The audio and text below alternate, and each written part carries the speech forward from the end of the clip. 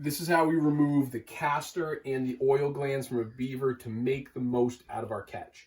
So these are very profitable pieces of the beaver. Now, this doesn't look like your average beaver. I get it. We've removed the legs for meat. We've removed the back straps for meat. You know, we eat this meat.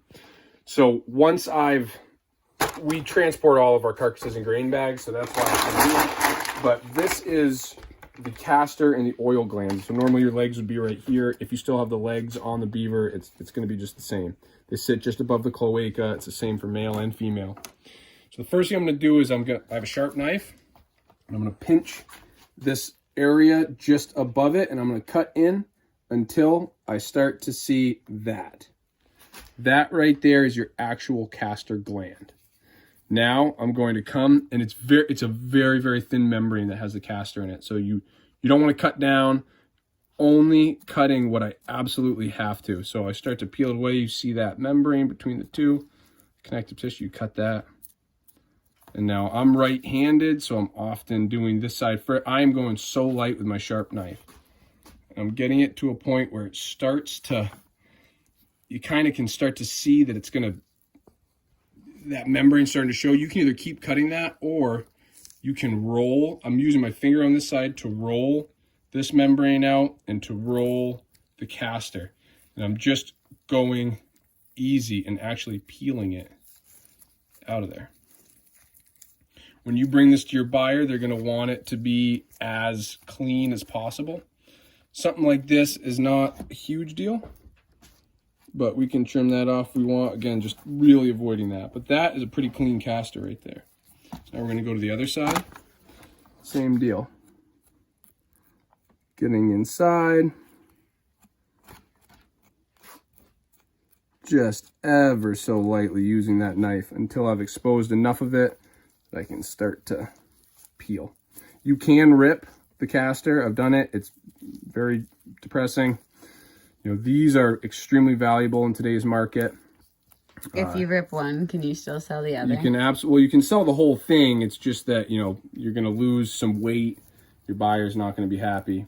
So, you know, this is all about making the best presentation of your animal or of your products that you're selling to your buyer. Again, just a little bit of stuff left on that, so I'm going to peel that off. So we are left with our two castors that are still attached. Now we know this is a female because there's no penis here, essentially. If this was a male, there would be a penis here, and we would cut that. On a female, we're just going to remove this castor. We're going to start, so I'm going to hold both of these like that. Start at the top, start to cut down, and you will start to see it expose. Once it's exposed, you know, that's the back side of the cloaca. Cut it right off. The idea is that you cut them. And see, I left just a tiny bit of meat there. I want to keep my buyer happy. You're going to remove that. So that is two castor glands that are ready to dry. Now the drying process, you'll see over here, we have several variations of dryness. This castor from small beaver has been dried about a week in the fur shed. That's ready to go in the freezer. This one's been drying a day in the fur shed, so you'll see it starts to kind of callus over. I'll give this one more day before I put it in the freezer. And what we want is we want that outside to harden up and then go in the freezer. And that's going to preserve those juices in there. It's going to preserve the castor in there. And then when it's time to sell to a buyer, you're going to take it out and you're going to thaw it and you're going to let it dry another day. This has been here, I think that's this is 2 days. This is 1 day. This is just a couple hours. And this is right now. So you can see, this is really, I mean, this is over dry. This should have gone in the freezer a couple days ago. But so this is very, very dry, like done. This is 2 days, 1 day, couple hours, fresh.